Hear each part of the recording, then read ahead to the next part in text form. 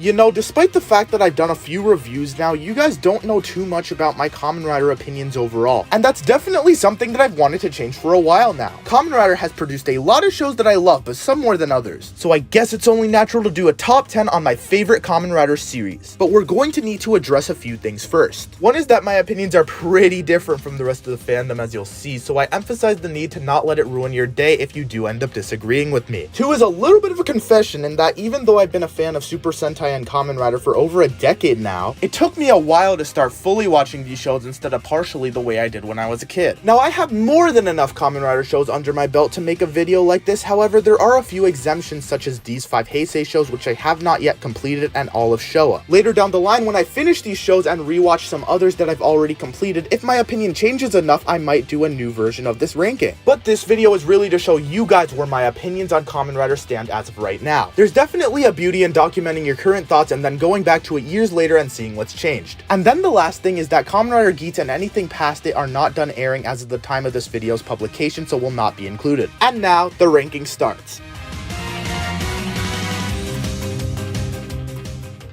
Type Speed!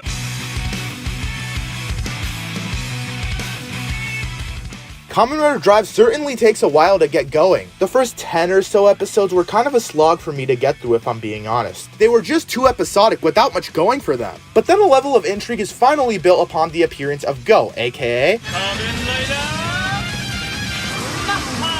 After that point, the show starts to have more and more going for it, and by the end, there is so much greatness to Kamen Rider Drive. Some of the highlights for me include the journey of the robotic Roid-Mew Chase trying to be more human, which managed to be downright hilarious at times and very emotional at others. The heartbreaking story of Heart and Medic and how their relationship with one another developed. And Bano, Kamen Rider Gold Drive, who is easily one of the most despicable villains in this entire franchise, and I'm all for it. It's truly a relief that the show had such a 180, as I already loved the aesthetics to begin with, Drive being my favorite main rider suit, and the whole tire change thing being one of my favorite gimmicks ever. So it's good that those beautiful visuals weren't put to waste in the long run.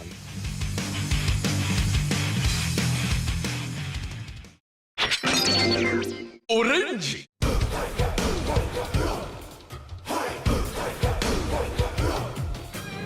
Kamen Rider Gaim was a show that grabbed me from the very beginning. A fruit theming for Kamen Rider is one of the most wacky, unique, and fun things that's ever been thought up in the franchise's history. And don't even get me started on the setup. When I was watching the first few episodes, I was like, so you mean to tell me that this is about competing breakdancing teams in a city who battle each other using technology that creates something akin to a Pokemon battle and also real Kamen Rider fights? It was crazy and I was for sure hooked. Now I think the main strong point of this show was its plot. Its insane twists and turns pushed the show from its original setup to a show about fighting a corporation to a show about stopping a world apocalypse to a show about multiple people trying to gain power. The evolution that this story causes is undoubtedly incredible. The best part of the plot, in my opinion, was definitely watching Michi go from a happy kid to down the path of darkness and insanity. It was just so well written, and I will defend this man to death. I know a lot of you guys hate him, but I don't care. Had it not been for the plot being too focused on at times where we could have gotten more character focus, and the ending leaving me feeling unsatisfied, Gaim would have ranked a lot higher, as I feel the show has a lot of true excellence.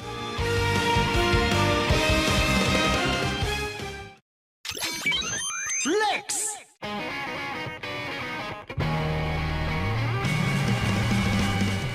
It was such a great experience to watch Kamen Rider Revice over this past year, and that might be surprising to a few of you considering the show's been getting a lot of flack lately. I think a lot of my enjoyment for the show boils down to how the Igarashi siblings are one of the best sets of riders I've seen in modern years. They have this really refreshing family dynamic that I just love so much. And aside from that, they're simply great characters too. Iki on paper is your average rider protagonist, but he's so much more charismatic than what we usually get, in my opinion. Daiji is a character who I felt for and was grabbed by through all of his struggles, and seeing him move forward in the Ability live debut episode was a truly wonderful moment. And then Sakura is probably the best female rider we've ever had. What came of her in her relationship with Hana was great. Throw in a very interesting plotline with Gifu and some top-notch action, and you got one great rider show.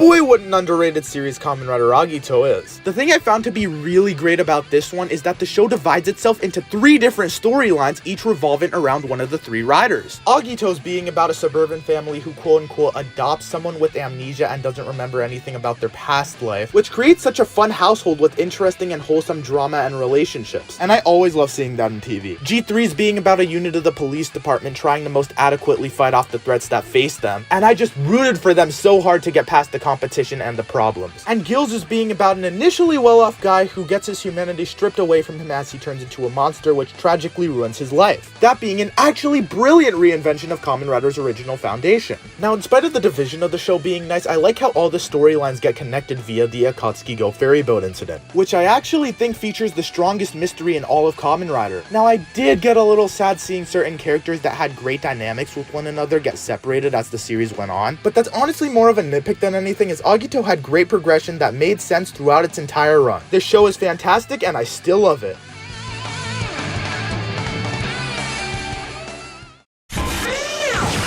Henshin.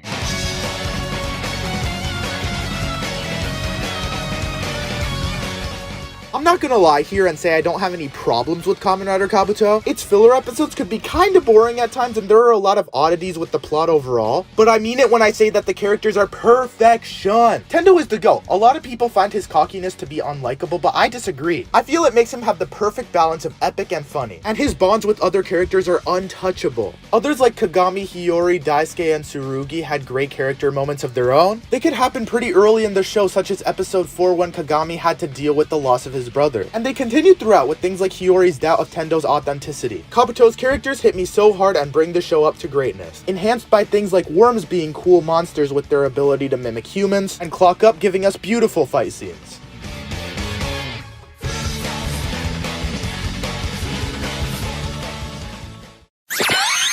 Mighty Action X!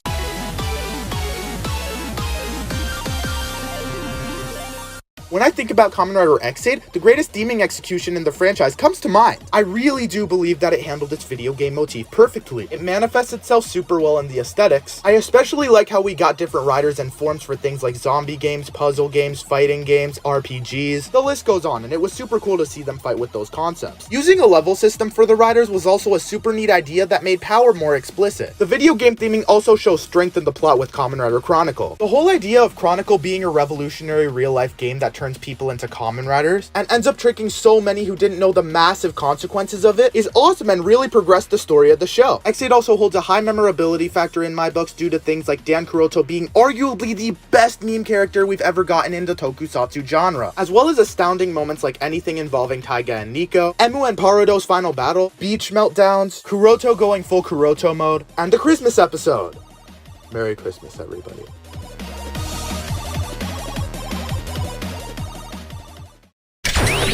Rocket.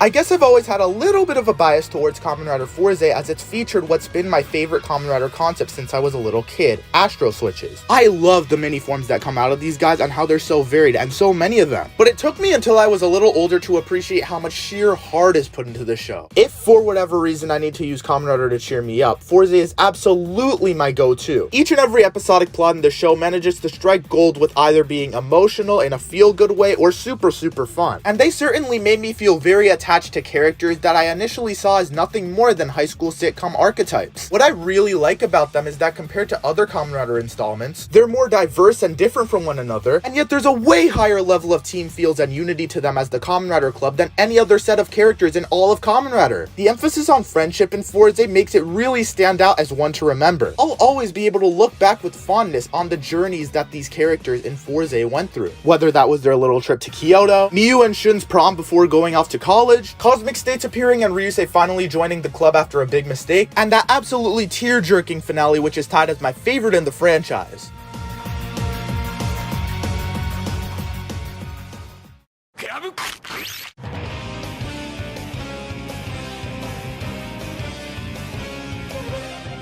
Well, here's a Rider show in need of some love. I have no hesitation in saying that Kamen Rider Kiva is amazing. But before I go off as one of its only public defenders, I do have to admit something. I hate those final 5 episodes so much. They were just so frustratingly random and felt like a lacking conclusion to the show. It was so bad that what was shaping up to be my second favorite series is now my third. But make no mistake, third favorite Rider show is a very high position for Kiva to be in. And it only got there because the first 42 episodes of Kiva are on another level of entertaining. I was right off the bat instantly engaged by the story gimmick. Kiva is split into 2 different storylines that take place in 1986 and 2008. Not only does it make for an always appreciated high level of nostalgia, but it was incredibly intriguing to see how the time periods contrasted and how 86 affected 08. I also think that they nailed it by using the dual time period idea as a tool for creating mystery and furthering world building. I think it shows with how Kiva always had me wondering about something with each episode that went by, and how I found each of their developments to be really neat. Both time periods also had a super memorable set of characters, particularly with their respective leads. Otoya had such a Chad demeanor that created such shocking yet amazing moments, and Wataru coming out of his introverted shell felt so authentic and was very wholesome to watch. I also actually did surprisingly like the romance in the show compared to everyone else. Otoya with Yuri and Otoya with Maya both worked in different ways for me, and while I've never been into the whole shipping of characters scene, Wataru and Mio might be the exception because they were so adorable with one another. Kiva's horror motif is also something that I want to see repeated in Toku at some point because its visuals are alluring. All in all, I love Kiva, and if you're sleeping on this show, Wake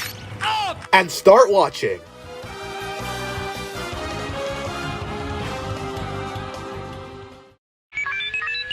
Standing by.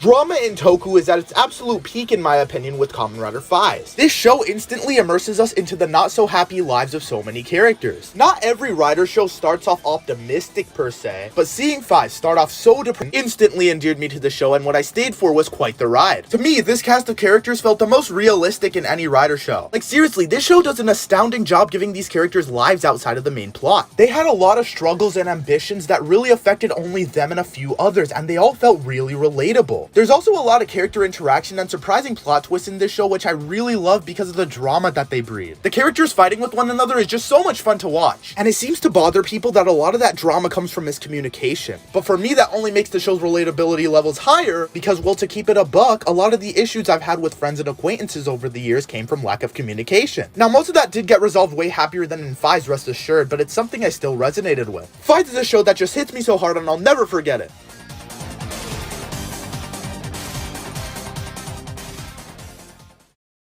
It's time for the moment you've been waiting for.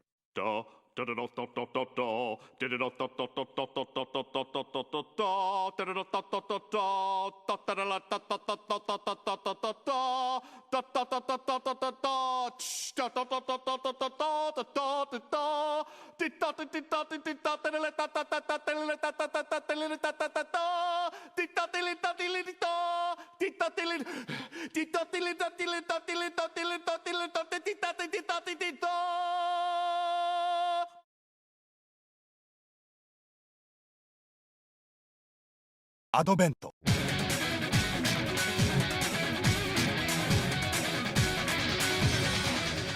What gave it away? The review I did or the avatar? Kamen Rider Ryuki is in fact my favorite Toku show of all time. Whether it was the Rider War, the story of the Mirror World and Advent decks, the amazing aesthetics and fight scenes, the display of the lack of morality with the Sakura, heartbreaking side stories, the often super memorable character interactions, Ren's amazing arc and development, Shinji being such a goofball yet easy to connect to protagonist, or Shuichi Kitaoka being the best character in Kamen Rider, Ryuki does it all for me, and I couldn't stop thinking about it when I was watching it. I can definitely thank Ryuki for entertaining me during a time that I was having to deal with the change, which while not devastating didn't have me in a great mood. The show is perfection in my eyes and I will forever be its #1 shill. And that's that. I hope you enjoyed this video. I thank you all for the recent growth, as now we're over 3,000 subs compared to last time's 2,000. I know I've been inconsistent with uploading lately and I do apologize. It's mostly due to busyness, but I'm trying my best to try to find time to do videos. I can promise that I've been working on a review of a Sentai series and that will be the next video, if not a quick video on King Oger's reveal. But anyways, be sure to let me know what some of your favorite Kamen Rider series are in the comments below, or any questions that you still have for me, and with that, I'll catch you guys next time.